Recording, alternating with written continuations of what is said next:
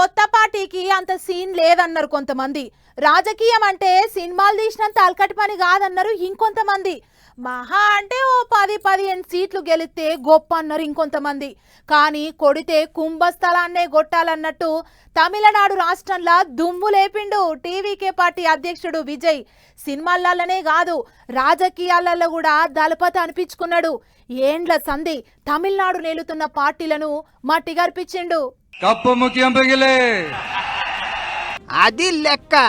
ఏది ఏమైనా కప్పు ముఖ్యం బిగిలే అని ముందే చెప్పిండు దళపతి. 2 ఏండ్ల కింద పార్టీ పెట్టిండు.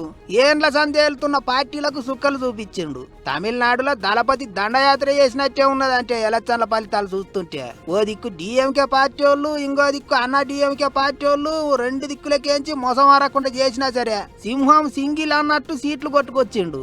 అన్నిటికీ మించి ఈసారి తమిళనాడు పబ్లిక్ మార్పు కోరుకుండ్రు. అందుకే విజయ్ పార్టీకి పట్టం కట్టే ఎగురని చేసిండ్రు. పెద్ద ముచ్చట ఏంటిదంటే సర్వేలకే సల్ల చెమటలు పట్టించింది పోన్రి టీవీకే పార్టీ. 10-20 సీట్ల కంటే ఎక్కువ రావన్నారు చాలా మంది. అసలు లెక్క చూసినాక దళపతి దంచుకొచ్చిండు కదా అనుకున్నారు. ఇక అటు విజయ్ పార్టీ అన్ని పార్టీలను ఎన్నికేసి నెంబర్ 1 జాగలో నిలుచున్నదని తెలియంగానే టీవీకే పార్టీ వాళ్ళు అంతా ధూమ్ ధామ్ చేసిండ్రు. విజయ్ ఇంటి వాళ్ళు అయితే విజిల్స్ మూత మోగిచ్చిండ్రు. ఇంట్లో విజయ్ సినిమా పాటలు పెట్టుకొని డాన్సులు చేసిండ్రు. మస్తు ఖుషి అయిండ్రు. అటు హీరోయిన్ త్రిష కూడా వెంటనే బండి కట్టుకొని విజయ్ ఇంటికి పోయింది. అందులో త్రిష పుట్టినరోజు కూడా సోమవారమేనాట.